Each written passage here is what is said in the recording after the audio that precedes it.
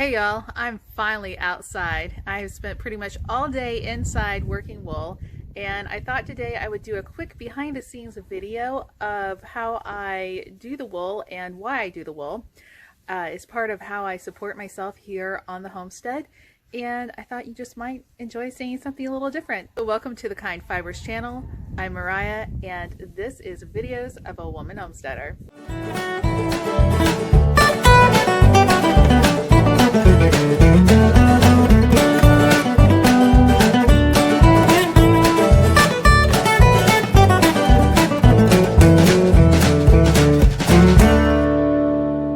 There's a misconception that I spend all of my time outside and all of my time in the garden or with the sheep.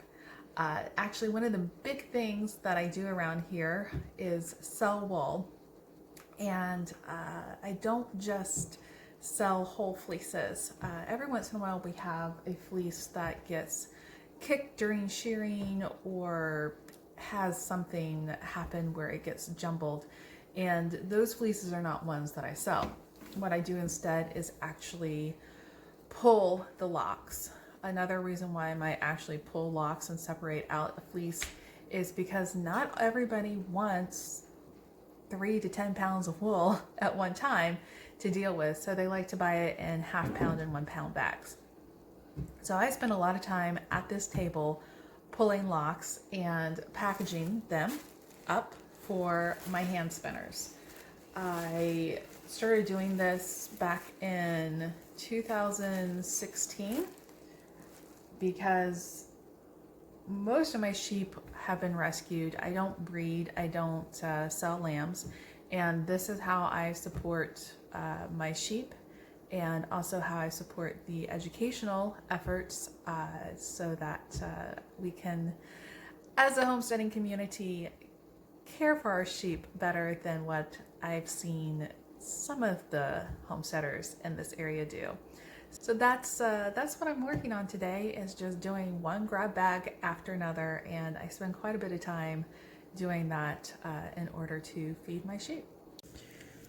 So I'm working on Knight's fleece. This is her fleece from 2019, and her fleece got kicked during shearing, and it was not sellable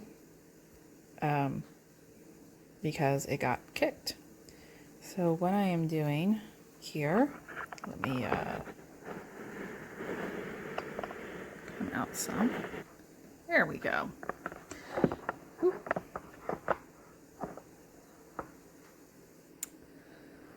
I am dividing out each of these blocks, getting them all going the same way, and then putting them into this bag over here. And when I get a pound of them, I'll be done.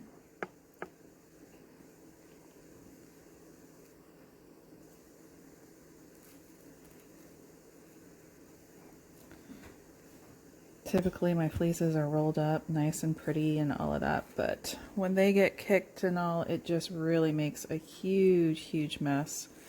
And that wasn't just kicked by the shearer one time.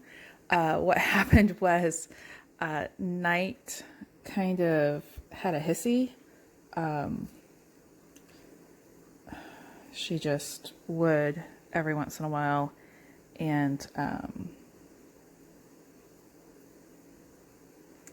she ran through it, and she went and got some friends to come back to the shearing hut, and they ran through it. So I got ran through and stepped on and twirled around and made a big mess out of about 5 times. So it has issues. The whole fleece has issues. So I'm just going through and I'm picking out the best stuff to put in the grab bags to sell. So this is how I handle fleeces that don't go through shearing very well. It was her last fleece. I was going to work it, but I can't do that now because I can't process wool anymore due to a shoulder injury. So my wool processing days are over, so I am just now selling her fleece. All right, I'm all done. I've taken this jumbled up mess, and as you can see, they're not perfect locks, but they are in an organized and orderly fashion. This is one of our grab bags. These bottom layers have been compressed. This one has not been compressed yet, but there's 4 kinds in the grab bags. This particular grab bag is Laurel, Iris, either Amy or Lady Gray. I'm not sure because their fleeces look almost exactly alike. And it's from my personal stash of something I was going to spin, but it didn't have a title on it, so I'm not sure which sheep it is, but I know it's one of the 2, and then Good Night here. All 4 of these sheep are related through Daisy, who was our grand dame here. They did not come from the same farm. They came from multiple farms, but Daisy's the linchpin that holds them all together. And so, yeah, so this is all ready to go out. And when you open it up, it will fluff out, and you just need to pull off the layers of wool. Set them however you wish to wash them. I suggest washing each quarter at one time, and then they should, after they're washed in lock formation, be ready to comb and work up. So I have a passion for sheep. They're not paying the bills by any stretch of the imagination, but I do this. This is part of what I do, and I then sell this on Etsy. I'm probably one of the only cruelty-free hand spinning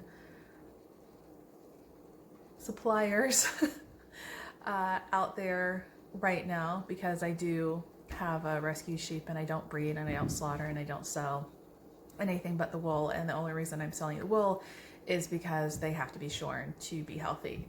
So that is how I support my sheep. And so if you are a hand spinner and you are interested in getting some wool, I encourage you to travel on over to our Etsy shop and check out what we have in stock. I hope you enjoyed seeing a little bit of behind the scenes, and have a marvelous day.